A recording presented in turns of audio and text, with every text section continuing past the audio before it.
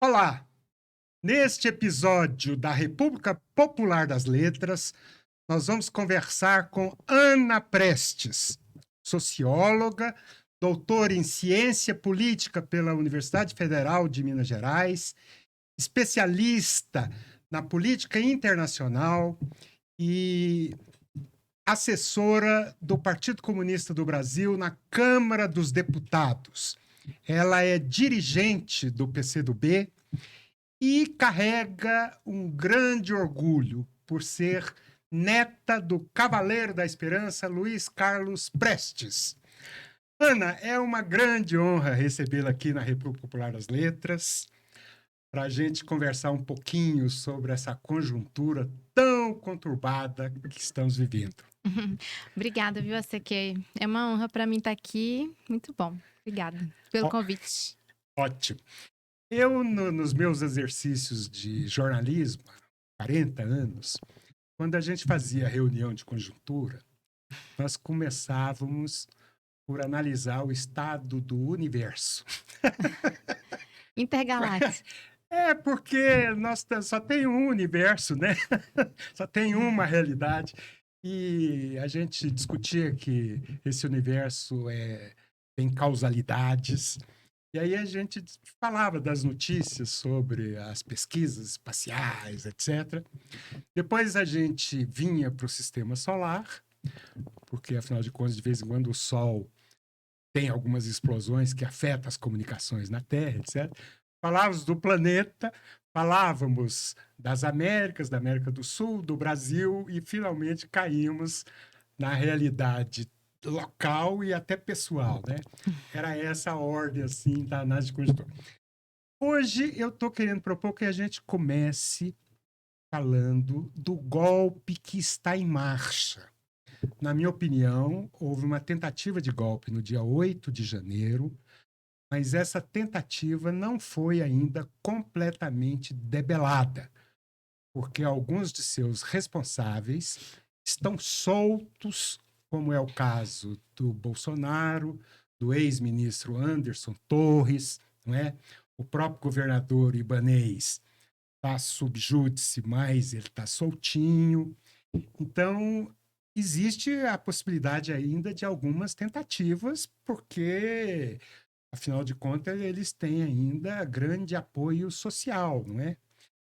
Eu queria que você falasse um pouco disso, que eu sei que você está acompanhando bem essa situação. Sim, é inevitável, né? Eu acho que todo mundo está acompanhando essa situação dos últimos dias, esse início de 2023 que está eletrizante, né? Tá bem forte. E, na verdade, o que aconteceu no dia 8 de janeiro, na minha opinião, é parte de um processo golpista que vem desde a própria presidência do Bolsonaro. E, especificamente nesse ano eleitoral, ela deu uma escalada bastante grande. Eles começaram, muito antes já a contestar, colocar na mesa a possibilidade de se contestar o resultado eleitoral. Então, tentaram aí a tese do voto impresso, expuseram para embaixadores do mundo inteiro uma tese de que estaria sob suspeita o sistema eleitoral brasileiro, as urnas eletrônicas. Eles tentaram militarizar ao máximo o processo eleitoral, colocar militares dentro do Tribunal Superior Eleitoral, inclusive dentro das salas onde são processados os dados, tentaram ao máximo colocá-los em todas as fases do nosso processo eleitoral. E fizeram com que no período das eleições também essa retórica, ela, mesmo que paradoxalmente disputando o voto, também não deixaram cair essa bola aí de que poderia haver fraude nas urnas. Uma vez eleito o presidente Lula, não houve reconhecimento por parte do Bolsonaro, demorou muitas horas para vir a se pronunciar, colocou um membro do seu staff ali, do seu governo, para se pronunciar, se recolheu, se calou, viajou para os Estados Unidos. Ou seja, não fez com que, não fez nenhum ato que debelasse a iniciativa dos seus apoiadores de se colocarem na frente dos quartéis, nesses acampamentos duradouros por ad eterno, né? Não fosse esse 2 meses. de 8 de janeiro, talvez até estivessem ainda acampados, pelo menos aqui em Brasília, no QG do Exército. Não sei como é que está por aí afora nos outros estados, mas eu acho que também já estão esvaziando esses acampamentos. Ou seja, o próprio 12 de dezembro aqui em Brasília, que nós vivemos, nós que moramos em Brasília, acompanhamos, inclusive fisicamente, né? Você ficou presa num shopping? Curiosamente, eu estava num hotel ali ao lado do Brasília Shopping, que foi o foco, em frente à Polícia Federal ali, do distúrbio que eles promoveram, né? Fiquei retida ali num lobby de um hotel até meia-noite, sei lá, sem poder sair, e vendo eles colocando fogo nos carros, nos ônibus, descendo ali pelo eixo ao lado da torre, com botijões de gás, ou seja, com coquetéis Molotov, incendiários totalmente, né? Um ato incendiário, querendo colocar fogo ali no centro de Brasília, bem no dia da diplomação, né? No dia 12 de dezembro, na diplomação do presidente Lula. Ali a gente já percebia, né? Depois veio o episódio da bomba no caminhão-tanque, próximo ao aeroporto. Muitas evidências, assim, sobram evidências de um golpismo. Até chegarmos ao 8 de janeiro, que foi o ante-1º de janeiro. A gente teve um 1º de janeiro belíssimo, uma posse lindíssima, popular, massiva, alegre, representativa, né? Saiu na capa aí dos jornais mundo inteiro. A subida de rampa, né? A subida da rampa do presidente Lula. E, inclusive, ontem alguém falava, e eu concordo, que no dia 8 de janeiro, exatamente uma semana depois, eles sobem a rampa com uma espécie de revanche, né? Num revanchismo, sobem a rampa destruindo tudo, Para né? tentar desconstruir aquela belíssima imagem Tentar desconstruir a imagem. do Lula com o Raoni Mentuktire, com aquela catadora que deu a faixa para o presidente, não é? Isso. Então, com todos ali as representações... Quem fez esse comentário foi o Boaventura de Souza Santos. Exatamente, exatamente. O professor Boaventura falou isso. Ele falou da simetria, né? Do paralelismo estabelecido entre o dia 1º de janeiro e dia 8 de janeiro. Bem lembrado. A gente tem entrevistado tantas pessoas nos últimos dias. Foi bom que você me lembrou, porque... Agora, como a política ela é uma disputa do imagético, né? Ela é uma disputa da imagem, veio o 9 de janeiro também, né? A gente fala que esperamos que o 9 de janeiro prevaleça, que vem uma nova imagem forte, no mesmo lugar, né? Na Praça dos Três Poderes, que é o presidente Lula descendo, dessa vez a rampa, com todos os governadores, com legislativos, parlamentares, senadores, com a ministra presidente, a juíza presidenta do Supremo Tribunal Federal, a Rosa Weber. Então, eles vão atravessar a Praça dos Três Poderes, rumo ao STF. São imagens que vão ficar marcadas. Essa disputa, né? A disputa do significado do Brasil, disputa pela democracia, ela está muito presente. É isso a marca desse começo de ano. Os golpistas, ao atacarem os três poderes ao mesmo tempo, eles deram um tiro no pé, no sentido de que unificou toda a cidadania brasileira, estou dizendo assim, a própria direita liberal, entre aspas, que foi obrigada a ficar com a institucionalidade, não é verdade? Minimamente colocou eles em constrangimento, porque eles todos, inclusive os aliados do ex-presidente Bolsonaro, como Tarcísio, governador de São Paulo, foram obrigados a vir para essa reunião no Palácio do Planalto no dia 9 de janeiro. Mesmo seus parlamentares, é muito simbólico que praticamente somente o filho reste ali como senador contestando as medidas que foram tomadas de afastamento do Ibanez, de prisão do Anderson Torres, todas essas medidas que foram tomadas na sequência. Então, só o filho praticamente defendendo o ex-presidente Bolsonaro. Então, realmente, isso... como eu tenho feito muitas entrevistas também, assim como a gente está fazendo aqui hoje com outras figuras, parlamentares principalmente, eu tenho feito essa questão. Lula vai aproveitar esse grande momento de unidade, de incontestabilidade, né, quase, da sua liderança, para apresentar uma agenda, né, uma agenda ao país, pautar o Congresso, porque nós sabemos que foi uma eleição difícil, foi uma eleição apertada, foi uma eleição em que o parlamento hoje não tem uma maioria conformada ainda, né, como uma base parlamentar para o governo Lula, o Senado também bastante adverso, e essa situação do 8 de janeiro, ela impôs uma unidade que ela é o desejo, o objeto de desejo de qualquer líder de qualquer país, né?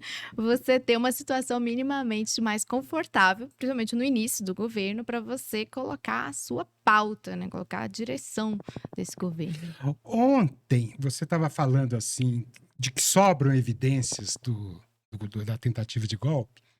Ontem foi divulgado o documento que a Polícia Federal encontrou na residência do ex-ministro Anderson Torres, que era a minuta de um decreto para o estabelecimento do estado de defesa no âmbito do Tribunal Superior Eleitoral, exatamente para contestar e anular as eleições, que é o golpe assim na sua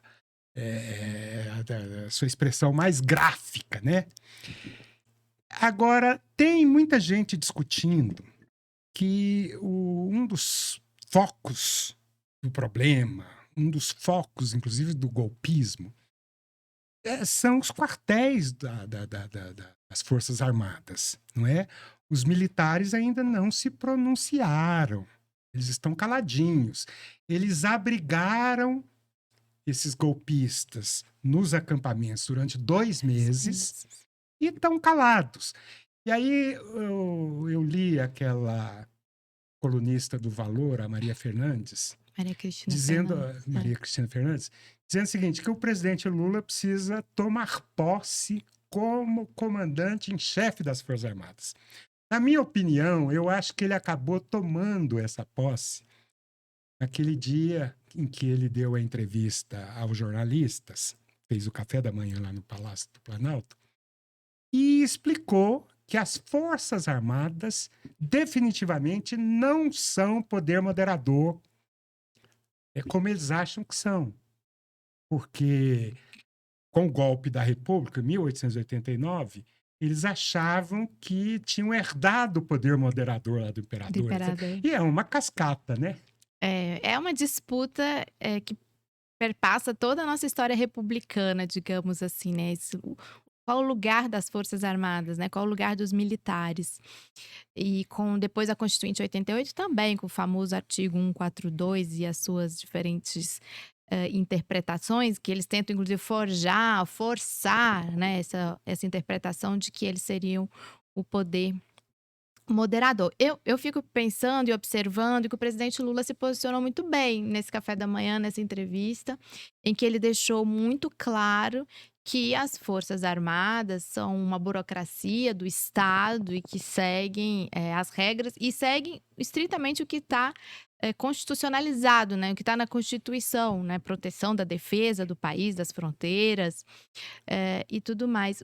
Sabe uma coisa que me deixou muito impressionada, inclusive com o 8 de janeiro, pensando nisso?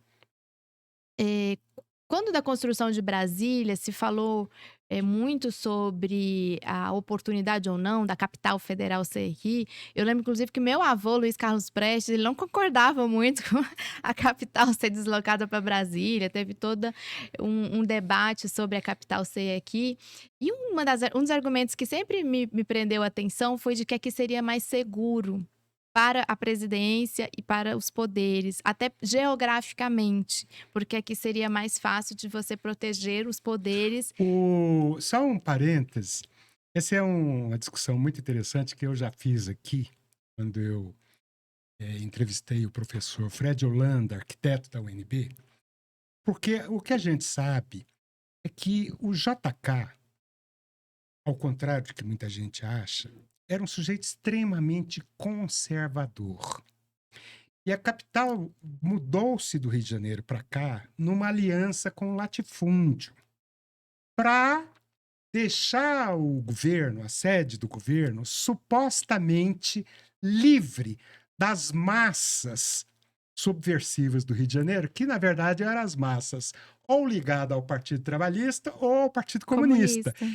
Porque o Catete fica no meio do Rio de Janeiro, Exatamente. facilmente acessível, Muito. não é? E aí eles mudaram para cá com essa ilusão de afastar as massas. Afastar as massas. E um dos argumentos também era da ameaça externa. Qualquer ataque que o Brasil viesse, porventura, a sofrer, seria muito mais difícil chegar a Brasília inclusive ali onde estão os palácios, as praças de poder, seria facilmente cercada e protegida. Então, vendo aquela turba, né, entrando dentro do Palácio do Planalto e chegando bem pertinho, na porta praticamente do gabinete presidencial, me veio toda essa imagem, toda essa história. E aí, ele falando dos militares exatamente, os militares não conseguem proteger. Ao contrário, parece que abriram. Exatamente, como o próprio presidente tem denunciado aí a partir de hoje, de que eventualmente alguém, inclusive, abriu, desde ontem ele tem falado isso, né? Abriu as portas do palácio. Então, quem é o responsável por guardar o palácio, não os militares, né?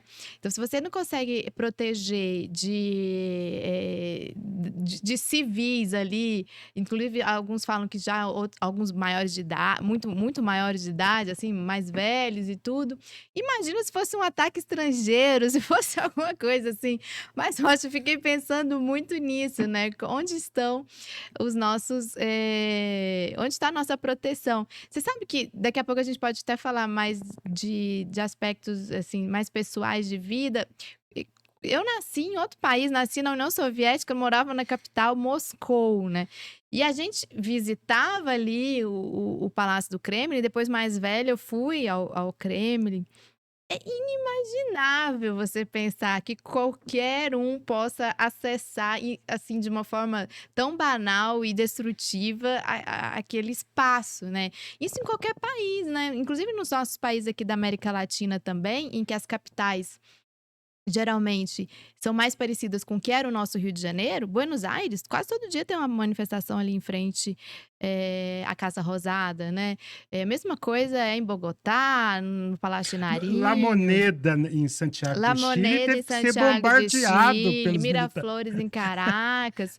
Ou seja, nenhuma dessas nossas capitais, mesmo com a arquitetura e a geografia completamente diferente de Brasília, você consegue entrar tão facilmente dentro, né, de um palácio. Bom, eu fiz toda essa fala para falar sobre isso, do papel dos militares, nesse último período, especialmente nesses últimos anos aí, desde o golpe do Temer, eu acho, desde o golpe, né, sobre a presidenta Dilma, mais especificamente, em que eles foram alimentados, aqueles setores internos ali dentro, entre eles, que acham que realmente eles têm que estar na política, eles têm que participar da política. Tem setores deles que acham mesmo isso, e que foram alimentados, né, de diversas formas, né? Foi criada toda uma rede, inclusive com esses milhares aí trabalhando dentro do governo, empoderados dentro do palácio.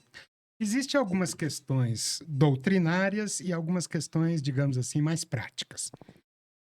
As doutrinárias é que as Forças Armadas ainda seguem aquela doutrina da época da segurança nacional, da Guerra Fria, em que o inimigo é o inimigo interno, não é? Eventualmente associados com potências estrangeiras e tal. E há também, na minha opinião, não houve uma atualização do que significa você ter inimigos externos. Por tudo que eu sei, o Brasil não tem inimigos externos, tirante o Boca Juniors e o River Plate, né? Então, o que se pergunta é isso: por que manter as Forças Armadas no perfil que elas têm hoje?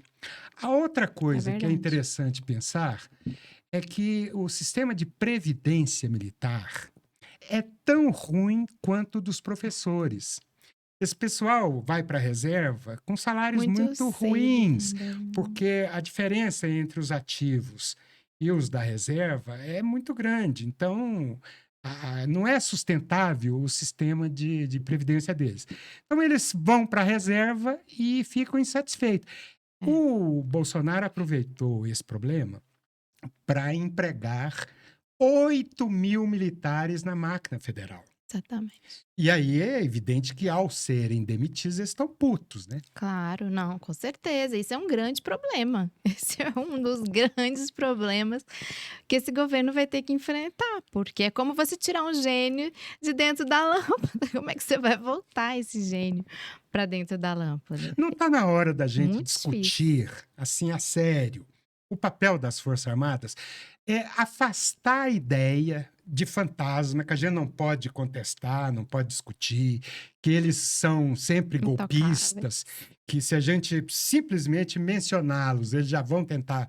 Não pode ser verdade isso. É, exatamente. Foi construído justamente essa imagem e isso foi internalizado por muitos políticos, pelo meio político, né? De não se pode falar em nada que tenha, que se aproxime de revisão de lei de anistia, não se pode falar de nada sobre isso, qual é o verdadeiro papel, atualização da formação, né? Então,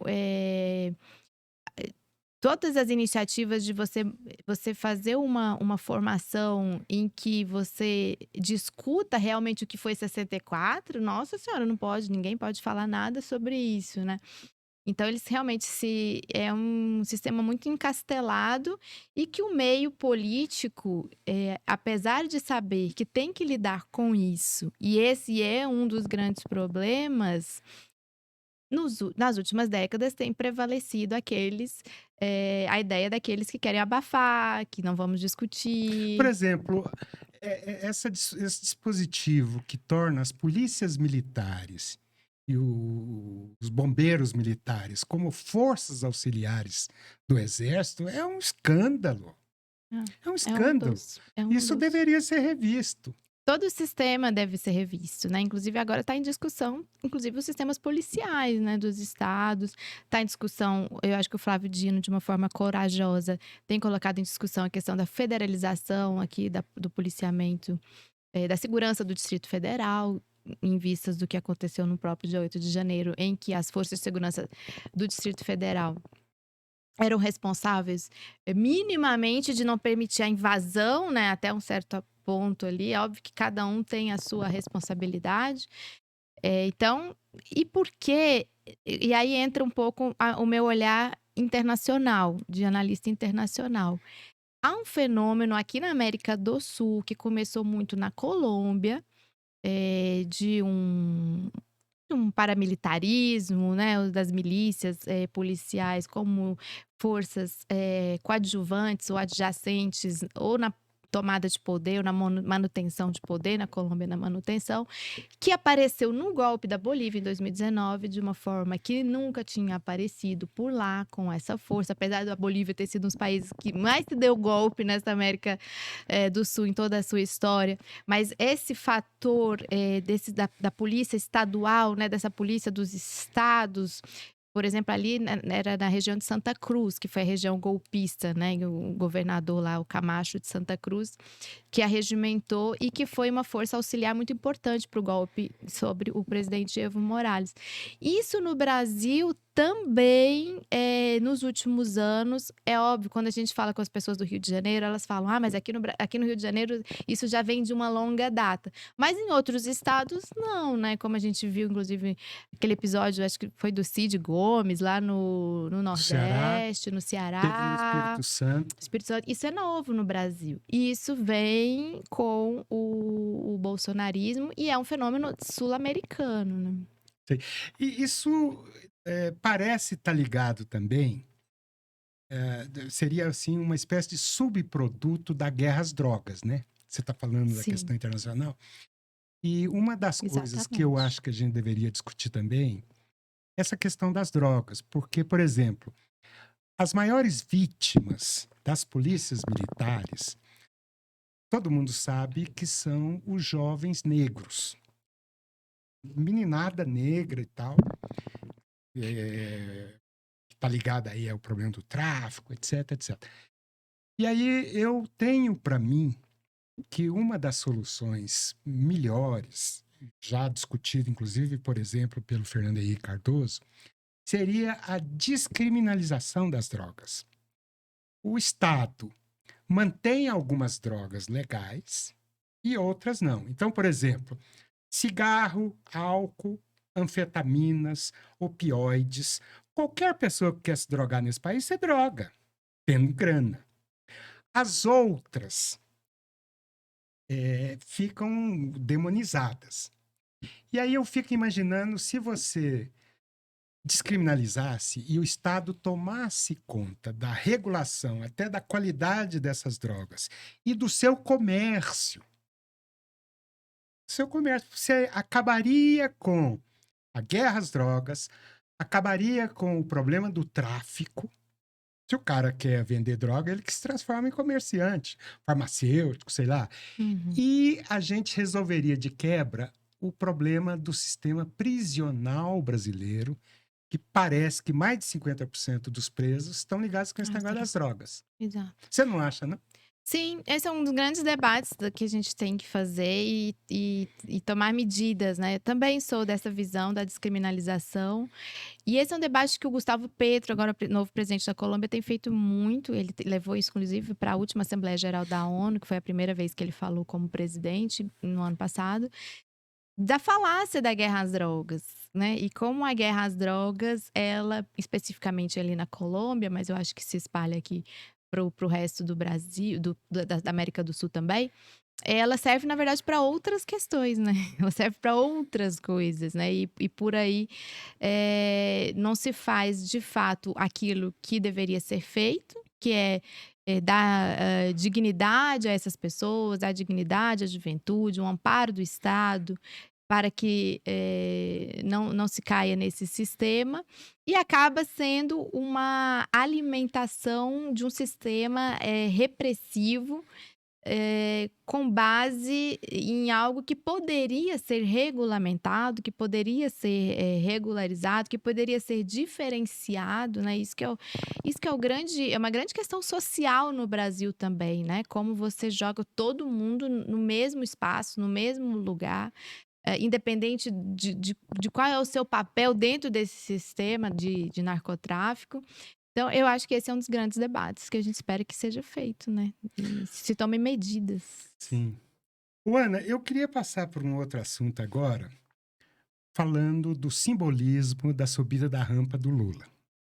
Antes, eu faço o seguinte comentário. Eu, quando trabalhei no Conselho Indigenista Missionário, e era editor do jornal Porantim, eu escrevi um longo artigo sobre a história da Bolívia.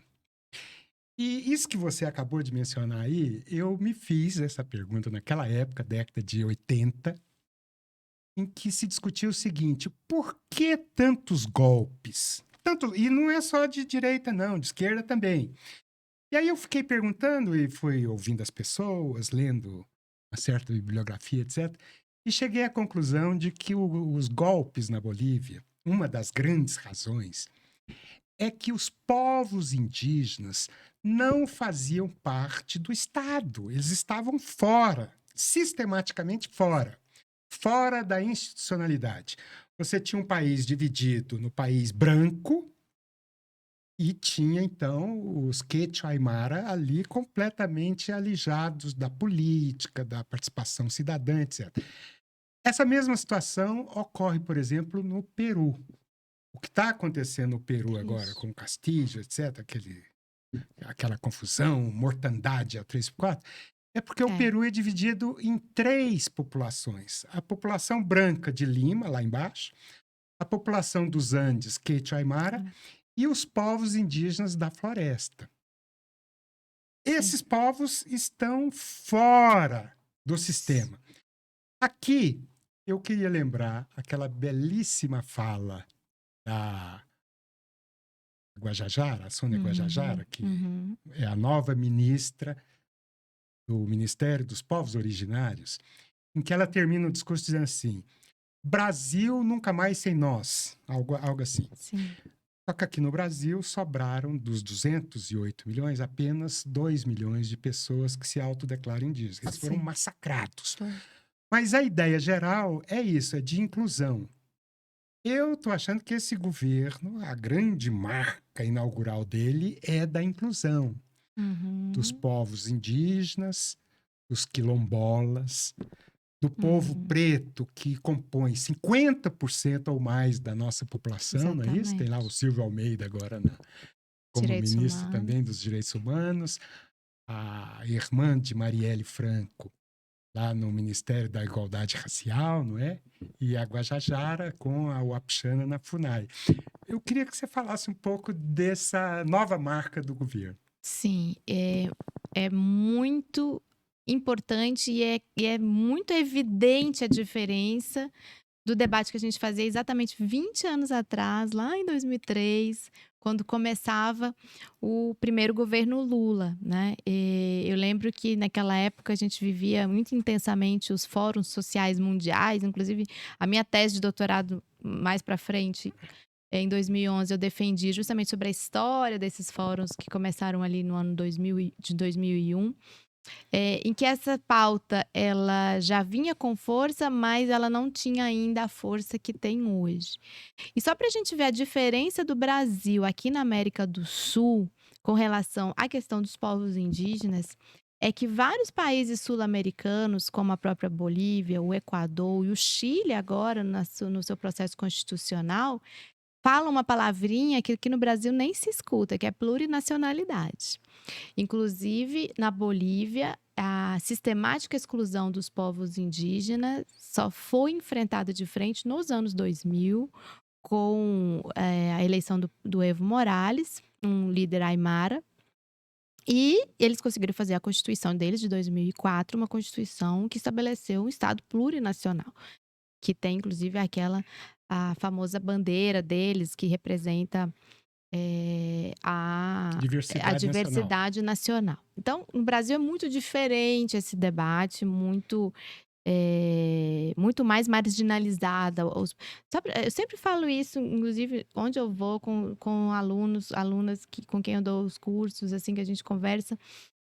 O Brasil só foi ter a primeira parlamentar indígena agora, em 2018. A primeira parlamentar indígena, a Joênia Wapixana, foi em 2018. Sendo que as mulheres indígenas foram as primeiras a enfrentar os colonizadores aqui, lá atrás, né, no século XVI, E tivemos agora 1500. também o primeiro governador da Bahia, que é Tupinambá, O primeiro, o Jerônimo, o e primeiro tivemos governador. um índio que é o ídolo do futebol, que é o Garrincha, né? Ele era Temos funiô. Garrincha. Você vê quantos séculos passaram, né, para que aqueles povos que foram os primeiros massacrados, violentados, as mulheres estupradas aqui nesse território, conseguissem chegar ao centro do poder, que é Brasília. E agora você fala da posse simbólica e extremamente forte da Sônia Guajajara no Ministério dos Povos Originários, povos indígenas. Ainda tem uma grande caminhada para ser feita, porque principalmente por conta desse governo que acaba de passar, né? O que ele fez.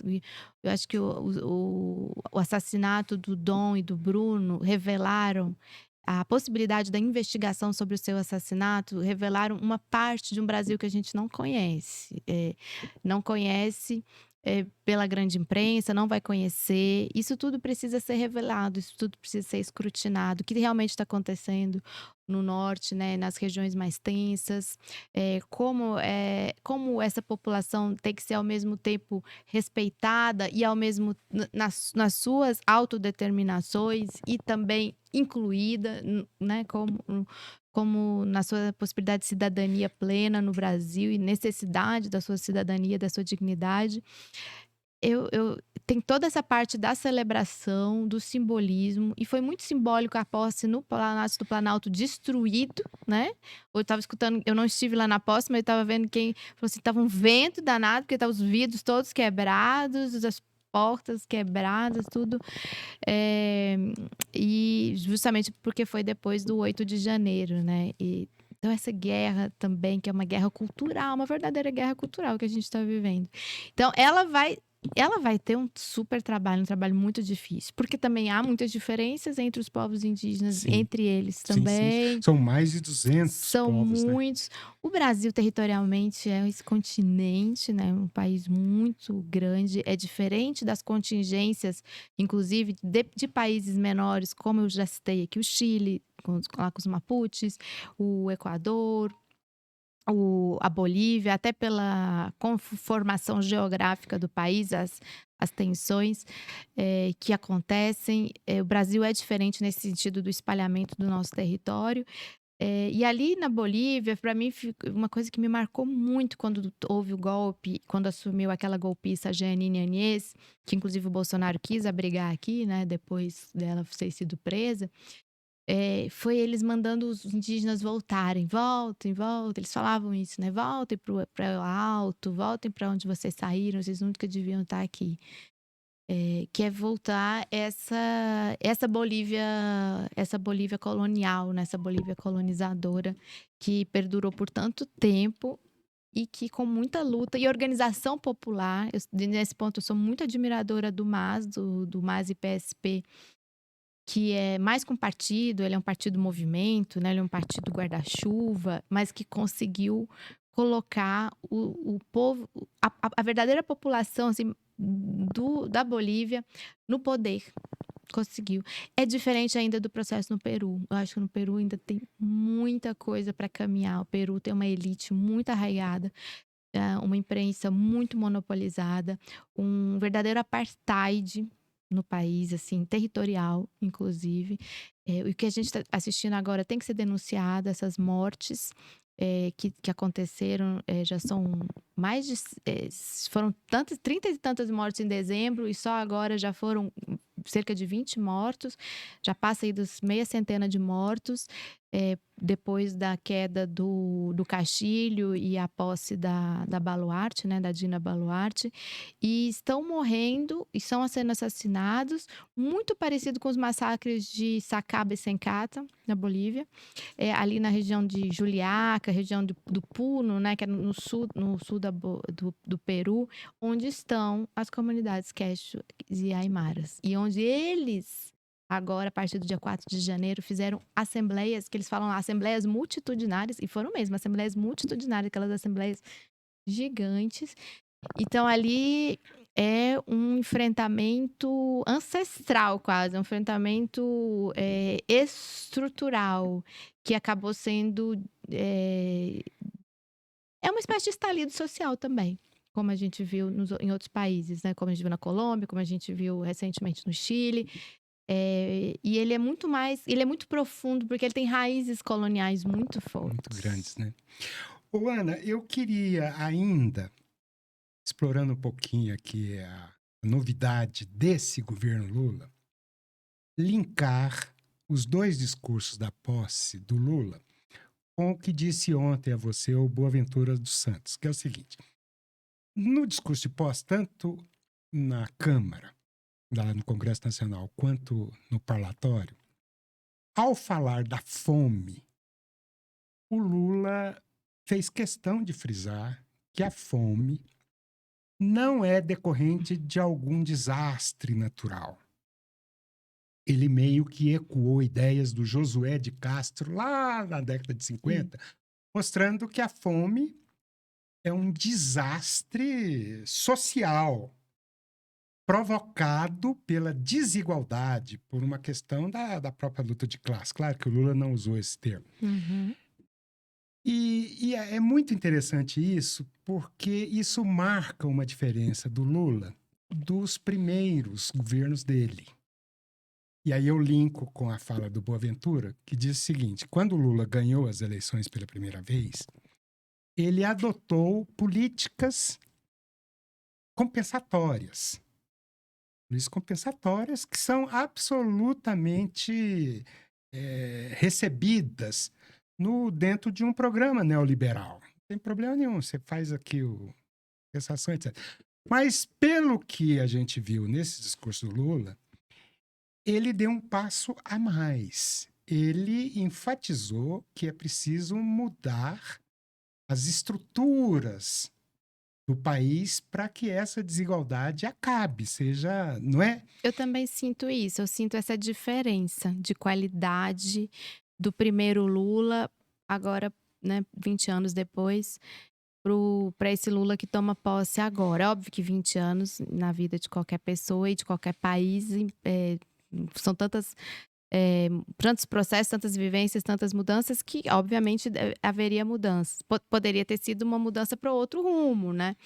Mas quando ele fala de uma forma mais dura com relação ao mercado, tem me chamado a atenção isso, né? Ele tem essa fala mais dura com relação ao mercado, e essa fala também mais estrutural, porque realmente as medidas tomadas nos primeiros governos, até o Banco Mundial ajudou a formular, digamos assim, estava lá nos manuais, né? E o Banco Mundial que encampava o consenso de Washington, que encampava as mudanças neoliberais aqui na América Latina. Mas foram medidas muito importantes, os microcréditos, a mobilidade de renda através da distribuição de renda, foram muito importantes. Geraram processos que hoje são muito discutidos, como o próprio Frei Beto falou, incluímos como consumidores, mas não como cidadãos, todo o processo da formação, inclusive, e de ganhar também essas pessoas nas suas consciências, né? Que esse uma grande questão a se fazer. Mas eu também sinto o Lula percebendo de uma forma mais forte a estrutura e as mudanças estruturais que devem ser feitas com relação à grande questão brasileira, que é a questão da desigualdade, né? Desde sempre. Eu acho o Lula, ele é muito inteligente, obviamente, e ele vai usar isso da conjuntura internacional a favor dele, me parece. Na primeira fala dele lá no Egito, na COP, a primeira fala dele num palco internacional depois de eleito, ele falou muito disso. Ele reivindicou o Brasil como esse país que tem muito a dizer sobre mudanças climáticas, sobre o meio ambiente, sobre a Amazônia. E nessa condição, ele politizou esse debate. Ele falou: nós não podemos discutir meio ambiente e mudança climática sem discutir a fome, sem discutir a questão da soberania alimentar. E ali ele estava em solo africano, ele estava falando uma população que tem sofrido, inclusive por conta das mudanças climáticas, também a África teve agora uma das secas mais avassaladoras em décadas. E aí ele tem usado esse palco internacional, e eu acho que ele vai fazer, a partir daí, ele vai legitimar mais a ação interna dele, com essa diferença de que o Brasil não tem essas alterações ainda, não tem essas condicionantes naturais que outros países têm para a vivência, né, que a gente tem da desigualdade e provocar a insegurança alimentar, que a gente imagina, mais de 30 milhões de pessoas na fome, como o governo Bolsonaro deixou. Então, eu acho que ele vai fazer esse combinado. Ele vai utilizar, inclusive, o seu prestígio internacional, o lugar do Brasil no mundo, para atacar aqui internamente, porque ele precisa dessa legitimidade, né? É o que eu gosto de reforçar. Não foi uma eleição fácil de ganhar. Ainda existe uma base muito forte do lado de lá, digamos assim. Talvez esse 8 de janeiro tenha colocado ao lado do Lula pessoas e políticos e forças que não estariam ao lado dele, não houvesse acontecido. Então, eu acho que ele precisa aproveitar. Porque não é fácil, né, fazer mudanças estruturais. Aqui na América Latina, a gente sabe disso, na América do Não Sul. é? Você vê, o Boric tá lá sequestrado, não conseguiu aprovar nenhuma constituinte, né? A Venezuela cercada, embargada, bloqueada. O Petro da Colômbia também já, né, vai enfrentar suas dificuldades. O Peru. Colapso total, né, no governo peruano. Então, vamos falar um pouquinho na sua grande especialidade, que é o cenário internacional. Parece que a novidade que nós estamos vivendo de uns anos para cá, com a ascensão da China, foi a reinauguração de um mundo multipolar que havia colapsado com o fim da União Soviética em 91, não é? Então, hoje nós temos, na minha opinião, pelo menos 3 polos principais. Eu, estando errado, você me corrija, que você que é especialista. Nós temos os Estados Unidos, com o chamado mundo ocidental cada vez menor. O Boaventura chama os países da Europa de países vassalos, Vassalos. né? Mas então você tem Estados Unidos, Europa, Austrália, Canadá, Japão, Coreia do Sul, etc., que conformam esse mundo ocidental.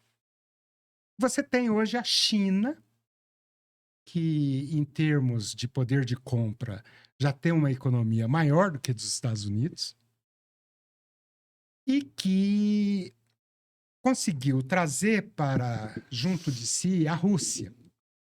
A Rússia hoje, a Rússia tem uma economia muito pequena, parecida com a do Texas, mas é uma potência nuclear e, evidentemente, a aliança da China com a Rússia tem consequências muito relevantes. Mas a China tem alianças também muito importantes na Ásia, Vietnã, Laos, na África, não é? E essa disputa, ela define o rumo do mundo. Ocorre que nós temos um terceiro bloco, eu estou julgando assim, muito parecido com aquele antigo movimento dos países não alinhados, que inclui, por exemplo, a Índia, o Brasil, a África do Sul, alguns países da África, da Ásia também, que não se alinham nem a um polo, nem a outro, mas que podem tirar partido dos dois lados. É isso mesmo a conformação do mundo hoje? O que você acha? Sim, eu vejo, tem uma visão parecida. Os Estados Unidos, eles tentaram forjar um unilateralismo ali no final dos anos 90, né? Início do século, digamos assim. Não sei se esse unilateralismo, ele realmente, por algum tempo, prevaleceu. E se prevaleceu foi por pouco tempo, porque ali a China já estava surgindo com uma força importante, né? Tem um livro que eu gosto muito, que é do Giovanni Arrighi, Adam Smith em Pequim. Eu também gosto. Gosto muito, porque ali ele fala exatamente sobre isso, né? Ele observa isso, um grande teórico, eu admiro muito, o Giovanni Arrighi. Então, eles tentaram forjar essa unilateralidade, vem o 11 de setembro, né? Ele em 2001, e ali naquele estabelecimento da guerra ao terror, da doutrina Bush, o Bush ele tenta cunhar, né, aquela questão de ou estão conosco ou estão contra nós, tipo assim, agora somos os donos do mundo, vamos liderar, já vencemos aqui a União Soviética, a Guerra Fria, agora vamos liderar essa nova guerra, que é a guerra ao terror, ao mundo islâmico, essa questão toda. Só que enquanto eles faziam isso, processos aconteceram, como a China, que você já falou, e o nascedouro desse novo polo dinâmico que agora está vicejando, né, que é o asiático. Aqui na América Latina também, processos aconteceram. Nós tivemos a primeira fase do nosso ciclo progressista, digamos assim, com a eleição de muitos governos progressistas aqui na América Latina, que não tivesse sido ameaçadores, não teria tido também a reação que teve, né? Que a gente chama de uma onda, uma onda conservadora, restauração conservadora. Eu sempre lembro esse termo, que foi o Rafael Correia que deu esse nome num encontro de partidos, governos progressistas que houve no Equador em 2012. Ele já se falava, vai vir aí uma onda de restauração conservadora aqui na América Latina, porque foram muitos governos progressistas eleitos, né, do Uruguai até lá em cima. E muito mais agora na segunda onda, com o México chegando ali pertinho dos Estados Unidos. Então, eu vejo muito como você colocou. Eu vejo que nós não estamos num mundo unipolar. Eu gosto da expressão e do termo mundo em transição. Existe um novo polo dinâmico, muito objetivamente, e a guerra da Ucrânia, ela demonstrou isso na prática, porque nenhuma daquelas ameaças que os Estados Unidos e seus parceiros europeus fizeram à Rússia, agora vai cair o sistema SWIFT, agora não vai quebrar tudo na Rússia, não se efetivou. Por quê? Porque já haviam processos em curso de um sistema alternativo, inclusive ao Bretton Woods. Não se pode dizer que hoje vigora no mundo mais o sistema Bretton Woods da Segunda Guerra, do fim da Segunda Guerra Mundial. Já existem, ou já estamos muito mais próximos de dizer que nós podemos ter uma cesta de moedas que ameace realmente o dólar.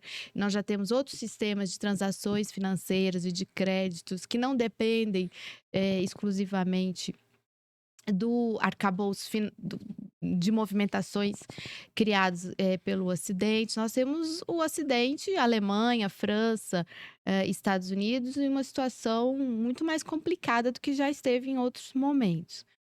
E a gente espera que com essas eleições aqui na América Latina, com o Obrador no México, a gente falava muito da Bolívia aqui, né? O Lula, o Arce, o Fernandes. Tem eleição na Argentina ano que vem, a gente não sabe o que vai dar, né? Ano que vem não, esse ano, 2023. Brasil, que a gente também consiga se fortalecer como um polo. Mas, obviamente, que economicamente nós somos um polo muito frágil. E é um polo que vai ter que dialogar e se relacionar com esses dois outros aí preponderantes. Eu tenho uma percepção de que o BRICS vai viver uma nova fase também. Vamos entrar numa terceira e nova fase do BRICS. Inclusive com a adesão Com adesões de novos novas. membros. Então, já se fala da adesão da Argentina, Egito já aderiu, parece que formalmente. Eu tenho percebido a China jogando muito peso nos BRICS, ao mesmo tempo em que consolida esse polo asiático ali esse ano, inclusive, final do ano para cá, já houve reuniões muito importantes da ASEAN, da APEC, como é que chama aquela reunião lá de Xangai, da cooperação de Xangai. E com a guerra da Ucrânia, a Rússia, obviamente, se aproximou mais ainda, né, da China. China e Rússia têm dado passos no sentido de alinharem as suas políticas muito claros, muito concretos, né?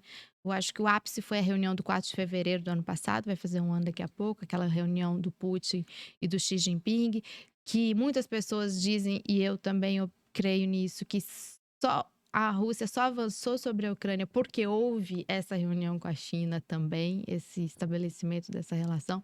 Já tinha havido várias reuniões preparatórias desse documento que foi anunciado ali no 4 de fevereiro. Então, a visão que a gente tem hoje é da China como um país cada vez mais forte no mundo e com uma força gravitacional também, obviamente, muito forte em torno dele.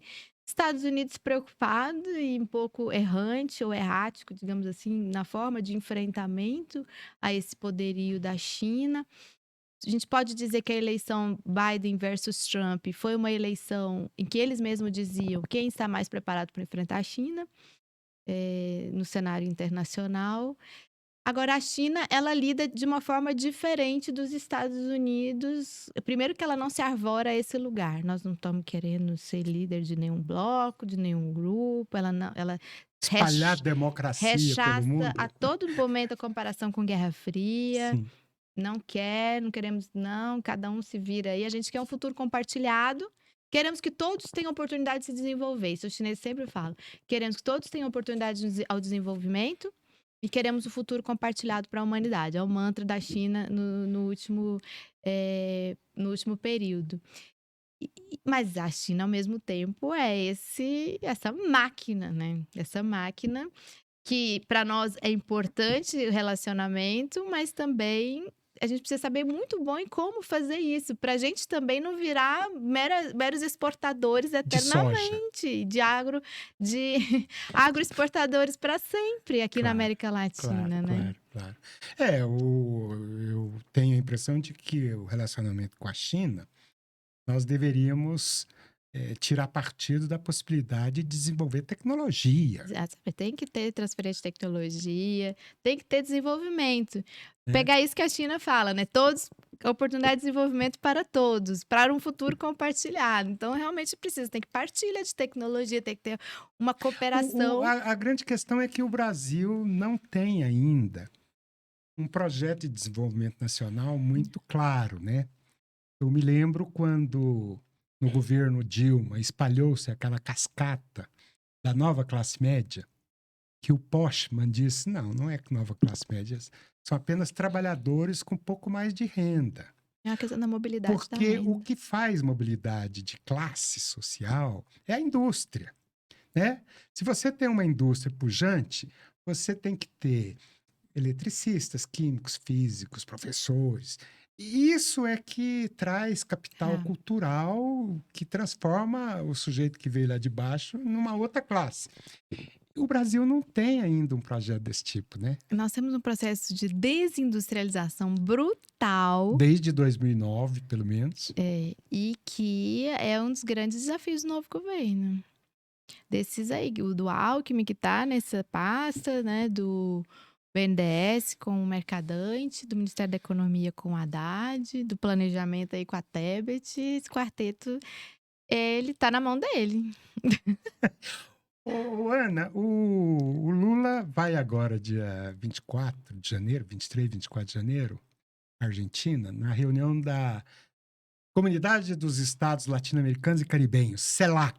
Uhum.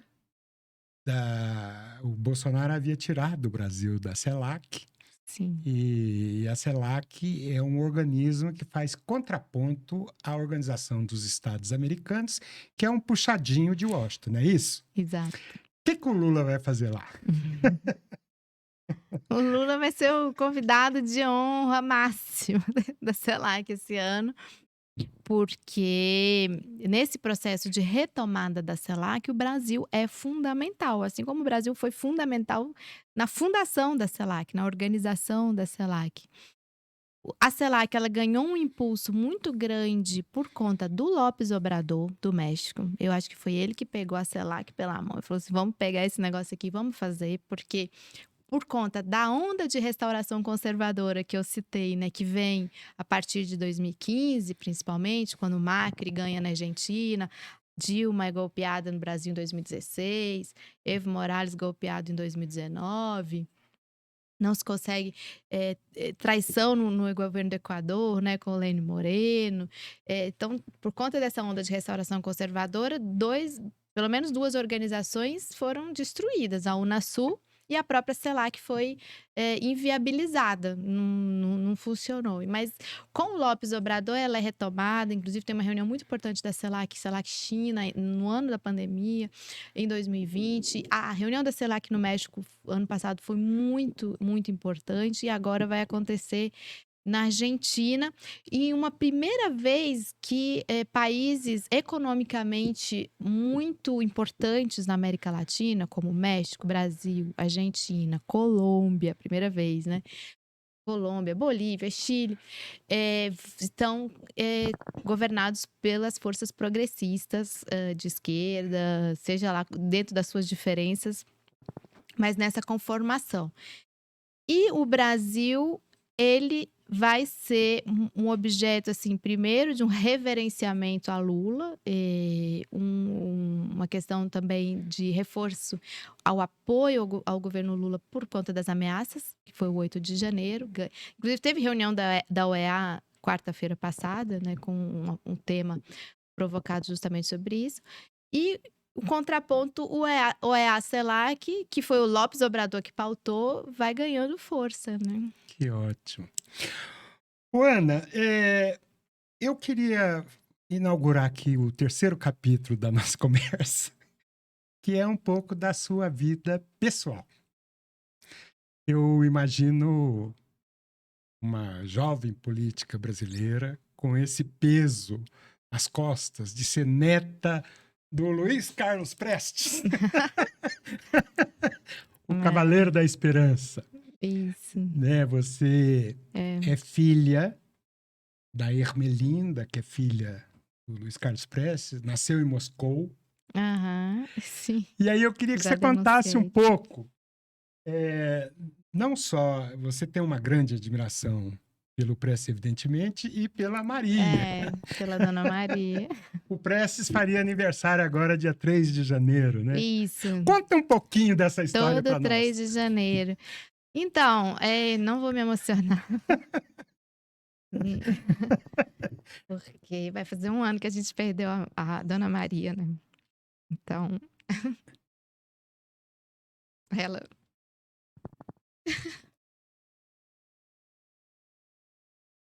Tranquilo, ela era um grande exemplo para você, né? Você chamava ela abuela.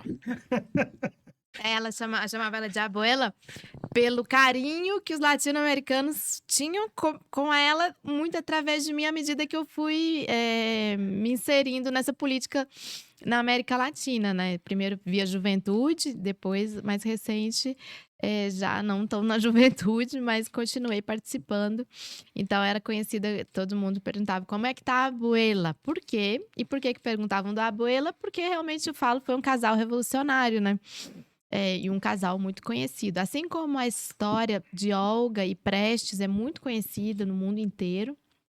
E é sempre, olha, onde eu vou, todo mundo tem uma história para contar, que soube da história da Olga, da deportação dela para o campo de concentração nazista, do nascimento da Anitta, da prisão do Prestes aqui por 9 anos, né? Da história da campanha da minha bisavó, né? Da dona Leocádia, para a libertação de Prestes e Olga nos anos 40. Final dos anos 30 e nos anos 40, né, no mundo. Recentemente, inclusive, eu estive no México e encontrei pessoas que lembravam dessas histórias do período que a dona Leocádia viveu no México. Ela faleceu no México, foi enterrada no México. Pablo Neruda era cônsul na Embaixada Chilena no México. Foi ao enterro da Dona Leocádia, Nossa. leu lá um dos poemas, que eu acho que é um dos poemas mais lindos do Neruda, né? Recitou o poema dele, que é Dura Elegia. Então, é uma história muito conhecida internacionalmente. Então, como eu tenho também essa ação internacional, eu encontro lá fora com essa história, né? Poderia encontrar só aqui dentro, mas encontro lá fora também. E depois, mais tarde, quando ele fica com a Dona Maria, que é a minha avó, que é uma coisa que eu gosto de contar, que eu acho interessante, é que tanto a Olga como a Maria eram militantes comunistas desde muito jovens, e ambas foram designadas, receberam tarefas, digamos assim, do partido de acompanhar a Prestes nas suas missões, nas suas tarefas. Então, a Olga lá atrás Anjos da guarda. e a Maria nos anos já de semi-clandestinidade, depois clandestinidade, depois da cassação de 47, ali 48, quando cassaram os parlamentares comunistas eleitos para 46, né, para a Constituinte de 46. Então, é uma história que realmente tem um peso, como você falou, como muita gente fala, mas também é uma história de muito orgulho, muita honra. Onde a gente vai, a gente encontra pessoas que querem. Engraçado, assim, que quase todo mundo tem alguma coisa, é uma foto, é um livro autografado, é um papel de uma exposição, ou tem gente que tem coisas lá de trás também, de coisas ainda da época da coluna, de armas que ficaram, objetos, roupas, papéis. A coluna passou por aqui, passou Passou. no Morro da Capuava, em Anápolis, passou aqui no Lençol Lança Queimado. queimado. Enfim, essa história. Outro dia eu fui em Planaltina, e ali tem onde é o colégio agrícola, parece que ali foi um acampamento. Chegaram a ficar ali alguns dias no enfrentamento, né, com as forças federais, as forças do governo. Então ali se refugiaram. Eu fui lá ver onde era. Então, todo lugar, cantinho desse Brasil, tem um pouquinho da história da coluna. Lá, desde o sul, no Rio Grande do Sul, até lá em cima, no Maranhão. Por onde a gente passa, tem. E nos países vizinhos também. Na Bolívia, por onde eles entraram, dispersaram. Depois no sul, Argentina, Uruguai, que é inclusive onde o Prestes tem acesso à primeira literatura marxista, leninista, que vai se encantar com o marxismo-leninismo. Todo lugar tem uma história. Então, é uma história que nos orgulha muito. E neste momento específico da história do Brasil, a gente, né, sempre tem que resgatar a história desses heróis aí, essas heroínas. Tem algumas histórias também muito anedóticas que eu acho muito interessante. Por exemplo, no livro da Maria, falando da história do Aham. Presto, velho, né? Tem um capítulo que ela fala a coluna do A Prestes. coluna do Prestes. coluna cervical, que ele tinha um problema. Olha, eu queria contar também uma história pessoal minha, em que eu vou revelar que eu fui, por algum tempo, segurança do Prestes. Mas antes de falar disso, eu tenho uma curiosidade enorme, muito antiga, eu nunca tive a oportunidade de conversar com você sobre isso, que é o seguinte. Eu, na juventude lá em Anápolis, fui do Partido Comunista do Brasil. O meu companheiro era o João Batista Franco Drummond, assassinado na Queda da Lapa, no dia 16 de dezembro de 1976. Bom, eu sou lá um menino de 17, 18 anos, etc. O Partido Comunista do Brasil, dirigido pelo João Amazonas, e tinha, na cultura do partido, uma grande tensão, porque o pessoal combatia o que se chamava de prestismo, que era a figura do Prestes. E também o partido era de linha, digamos assim, chinesa, né? Eu já era fã da China desde a década de 70. E, portanto, a gente via com grande tensão, digamos assim, a figura do Prestes, etc. Evidentemente, depois da queda da União Soviética, houve esse reencontro dos comunistas. Foi. Eu queria que você contasse um pouco isso, porque a própria Maria foi militante do PCdoB depois, né? Não, ela não chegou a ser Ah, não militante. chegou a... Não. Ela se aproximou muito. Bom, primeiro nos anos 80, ela entrou no PDT junto com meu avô, né? Sei. Quando ele assume a presidência de honra do PDT, ela foi do coletivo de mulheres, agora já não lembro o nome, mas foi da organização das mulheres do PDT. Ela participava, ela tinha uma atuação. E depois disso, ela se aproximou muito do MST. Tanto é que a minha avó, ela falece, quando a gente perguntava para ela dizia que ela era militante do MST. Ah, olha Ela só. passou a visitar vários assentamentos e acampamentos, levava o livro dela. Às vezes até o filme Olga, ela comentava que o pessoal passava o filme O Velho, né, que é o documentário também, do Prestes. Então ela fala que ela era militante do MST. Ela não chegou a ser militante do PCdoB. Mas ela ia muito comigo, principalmente, a várias atividades do PCdoB. Foi a congressos do PCdoB, ficava lá, participava de todos os congressos. Então, ela foi, de uma certa forma, símbolo dessa reaproximação também. Porque quando eu entro no PCdoB, ali já nos anos 90, secundarista, estudante, em Goiânia... Ah, em Goiânia, não em Minas Gerais. Não, depois que eu fui para Minas, eu fui secundarista em Goiânia, na Escola Técnica Federal de Goiás, hoje Instituto Federal. E ali eu comecei a minha militância no Grêmio, não era ligada a nenhum partido, era dos independentes. Mas logo eu tive acesso à juventude do PT, ao JS, que era a juventude do PCdoB, e acabei passando para a juventude do PCdoB. Quando eu entro no PCdoB, todo mundo me fazia essa pergunta. Como você está no PCdoB se o PCdoB não gosta do seu avô? Se o PCdoB fala mal do seu avô? Você já leu isso aqui que está escrito do seu avô? E isso faz parte até da minha formação política de entender exatamente isso que eu não tinha vivido, obviamente, né? Quais foram as diferenças e tudo. E eu tenho uma certa satisfação, até satisfação pessoal, de ter podido fazer parte de uma aproximação PCdoB, porque aí, universitário, eu vou para Belo Horizonte, para o UFMG, e quem dirigiu o DCE da UFMG era o PCB. Ah, olha só. E ali a gente se aproxima muito. O PCB nessa época era dirigido pela Zuleide. Zuleide. E ali chega a ter reuniões, inclusive, né? De tentativa até de uma integração, ou uma unificação, que depois eles vão ter um congresso em que essa ala que queria se integrar ao PCdoB acaba rompendo. Tem um novo rompimento, já não é o rompimento do processo do PPS, que foi uma década atrás, mas há um novo rompimento e acaba que se afasta essa possibilidade de uma unificação. Mas, internamente no PCdoB, há uma reivindicação de personagens, como a própria Olga, o próprio Prestes. Isso vai marcar muito o aniversário dos 90 anos. que eu falo que são os 90 anos, os 100 anos, vai ser os 110, 120, dos comunistas no Brasil. Eu tento resolver dessa forma.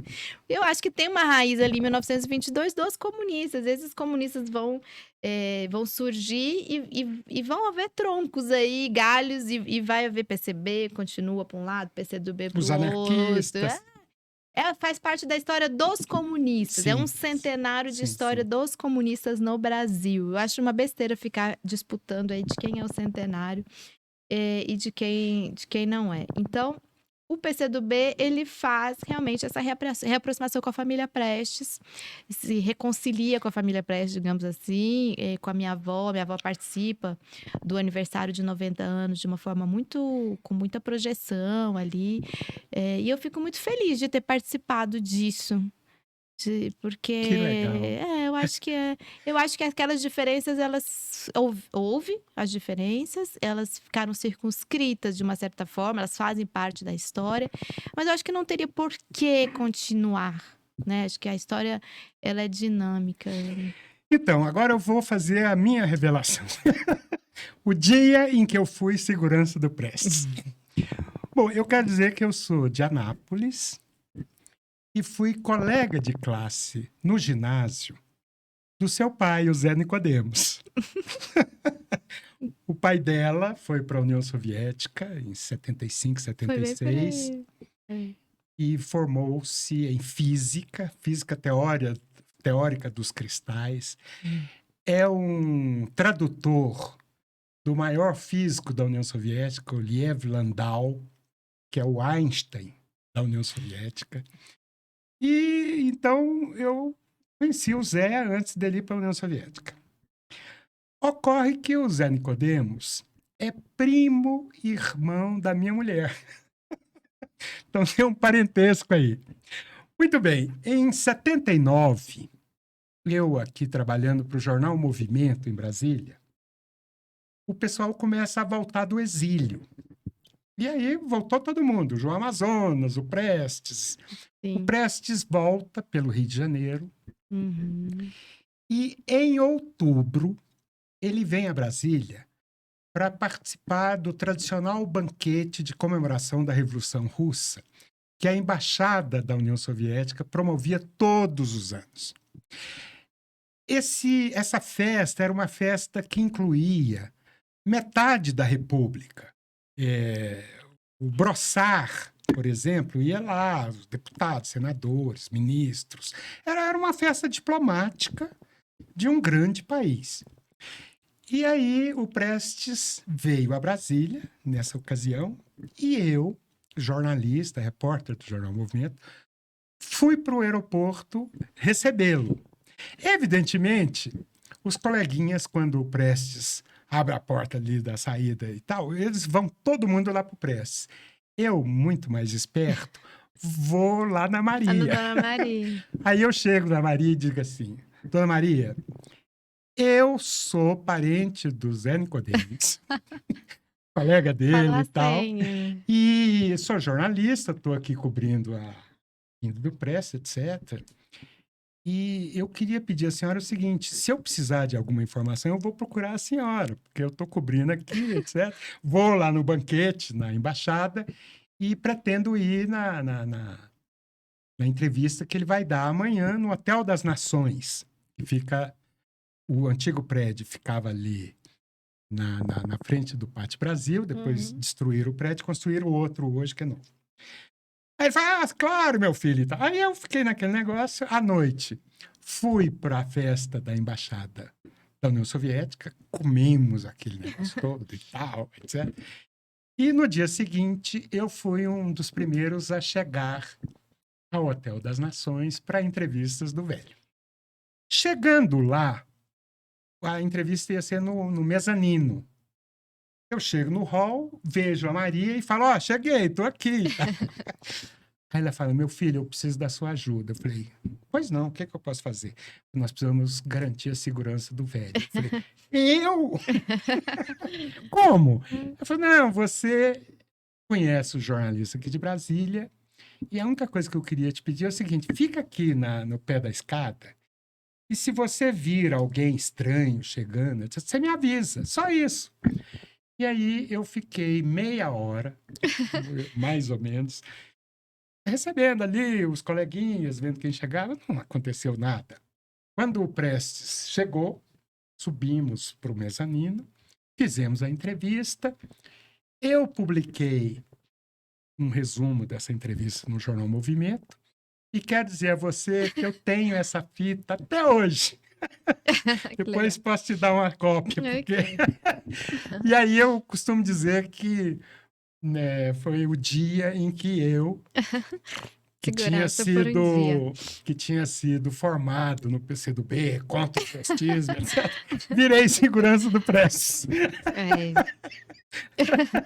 Sabe que muita gente no PCdoB tem histórias assim, né? Ou gente que entrou no PCdoB, mas via o Prestes, assim, tinha admiração pelo Prestes, mas entra no PCdoB. É uma coisa incrível. Eu ainda não tô preparada para falar da minha avó. Nem ouvi tanto dela, por isso que eu choro. Ah, mas isso é ótimo. Como é que era seu relacionamento com o velho? Você conviveu com ele já em Moscou É, e na volta, né, para o Rio de Janeiro. é. Ele foi muito querido com os netos, assim, muito apegado aos netos. Acho que porque não teve essa proximidade com os filhos, por conta de todo o contexto da perseguição, né? Inclusive, alguns filhos dos pequenos nem sabiam que ele era o pai, só que era um tio, tava indo visitar um tio e tal. Obrigada. Então, assim, com os netos ele foi muito, muito querido. Inclusive, né, no documentário velho, tem algumas cenas dele com a gente. Tem cenas, ele dando comida na boca da gente, lá em Moscou, na casa dos Prestes, né? No apartamento em Moscou. E depois, quando ele vem, né, com a anistia, nos anos 80, nós convivemos muito ali na casa deles, no Rio. Que tem uma história interessante, inclusive, sobre essa casa, né? Que quando eles chegam na anistia, nesse ano de 79, eles não têm onde morar. O Niemeyer disponibilizou um espaço para eles lá no Rio. E minha avó, até falecer ano passado, viveu justamente nesse apartamento. E ali nós crescemos, os netos e as netas. Então, eu convivi com ele até os 12 anos de idade. Essa sessão dessa casa para ele, quem me contou essa história foi a Eva Weisros. A Eva e o Zé Oscar. Zé Oscar. Sim, o Zé Oscar já me contou detalhes também Da sugestão que ele deu para o Oscar Niemeyer Isso. ceder a casa ao Prestes. E foi, né, a casa que os abrigou, né? Abrigou meu avô e minha avó até o fim da vida dos dois, assim. E a gente era aquela criançada correndo pela casa. Nessa época ele recebia muitas lideranças políticas. Ali a gente conheceu o Brizola, ali a gente conheceu o Darcy Ribeiro, ali a gente conheceu o Fernando Moraes, estava escrevendo Olga, ia lá pro apartamento para se encontrar com meu avô no escritório, e a gente correndo pelos corredores e trombando com eles. Artistas, né? Porque houve novelas que retrataram ele e a Olga, como Cananga do Japão, da Manchete. Grandes jornalistas. Foi a década de 80, que foi a última década de vida dele nesse apartamento, que era um apartamento muito movimentado, assim, no Rio de Janeiro, e a gente ali crescendo no meio daquela confusão toda. Que coisa. Você veio para o Brasil, você tinha quantos anos? 7. 7 anos. Então a gente ficou ali. Você continuou estudando russo? Muito pouco. Eu já voltei a estudar, parei, sempre tentando voltar a estudar. Tenho algum vocabulário, mas não tenho a fluência, como o meu pai tem, a minha mãe tem, são tradutores, né? Sim, sim, sim. Eu não Ótimo. tenho. O seu pai acabou de se aposentar, né? Foi, se aposentou recentemente. Tem muitos anos que eu não o vejo. Mas continua estudando muita física, tá lá sempre escrevendo nos livros russos. Tem toda uma biblioteca em russo dele lá, de física e física da matéria condensada. Legal, legal. Ótimo, ótimo, ótimo. Puxa vida, Ana, é uma história muito bonita, né? Eu vejo assim que você está aí na militância, já foi candidata a deputado federal 2 vezes aqui pelo Distrito Federal, assessora do partido lá na Câmara dos Deputados, né? Uhum. Eu tenho uma missão no partido hoje também de secretária de Relações Internacionais. Sei. Toda a direção nacional. Sim, secretária sim. de Relações Internacionais. Ah, que ótimo. Tá Muito ótimo, então. orgulho. Então, Falar em minha avó, e aproveitar que a gente está terminando. A gente fez um livro em homenagem a ela, um livro infantil. Eu sei que esse programa também é de livros, então fazer aqui uma divulgação também. A gente tem um livro que chama Minha Valente Avó. Minha Valente Avó. É um livro infanto-juvenil, com inspiração na Dona Maria, mas ele é um livro universal para todas as mulheres, As abuelas em geral. abuelas e bisabuelas em geral, de mulheres que lutaram contra ditaduras, momentos autoritários repressivos e viraram avós e bisavós e contaram para os seus netos o que era. Então, o livro é uma avó contando para a neta como era na época dos mandões, que é como a gente chamou os generais e os militares. O seu livro anterior, também infanto-juvenil, é Mirella no Ano Internacional... E o Dia Internacional da E Mulher. o Dia Internacional da Mulher. Explicando por que existe um Dia Internacional da Mulher. Sei, sei. E ano passado também publiquei um livro sobre o centenário da luta das mulheres pelo voto no Brasil. Ah, olha só. Esse livro também, porque ano passado foi 2022, né? Em 1922 foi organizada a Fundação Brasileira pelo Progresso Feminino, né? Berta Lutz, que era uma das lideranças. Outra era a Queiroz, né? A Carlota de Queiroz, você fala, né? Ela foi a primeira deputada. Deputada. Você sabe que ela não era muito militante do sufragismo, né? Mas ela foi beneficiada da luta sufragista. Inclusive, a gente fala disso no livro, tá? As diferenças entre elas, lideranças sufragistas. Sim. Almerinda Gama, uma sufragista, uma mulher negra, datilógrafa, também sindicalista, também faz parte dessa história. A gente conta lá. Tem a abertura da Dilma no livro. Como é que chama o livro? 100 anos da luta das mulheres pelo voto. Ah, isso é interessante. Interessante.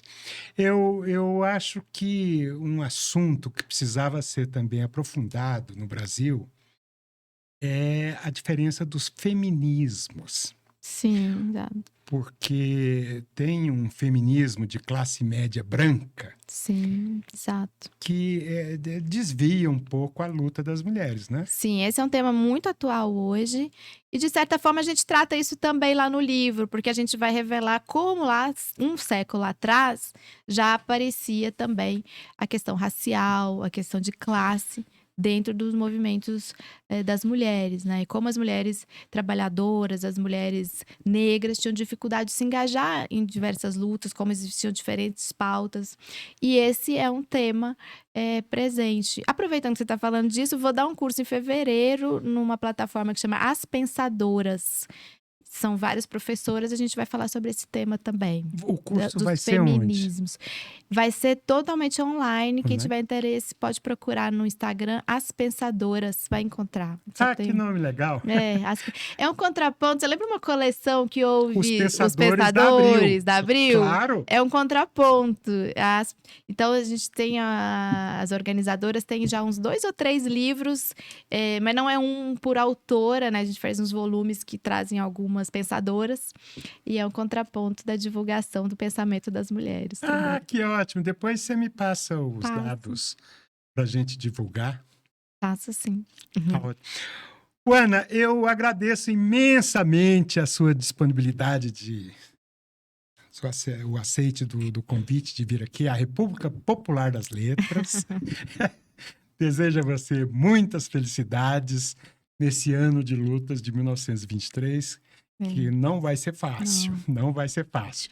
Mas nós não podemos deixar a peteca cair, né? Não. É um ano que já começou nos provando, né? Talvez nos seja desafiando. bom, né? Talvez tenha sido bom para a gente... Já acordar desperto, né? Já tá esperto. E chegar à conclusão de que nos estatutos do serviço público não consta a ingenuidade. Não né? consta a ingenuidade. Obrigada pelo convite. Sucesso aqui à República Popular das Letras. Tá ótimo. Gente, ingênuos. Acabamos, então, de terminar esse papo maravilhoso com Ana Prestes. Eu peço que vocês cliquem aí no sininho, se inscrevam no canal e fica o convite para o próximo episódio. Até mais!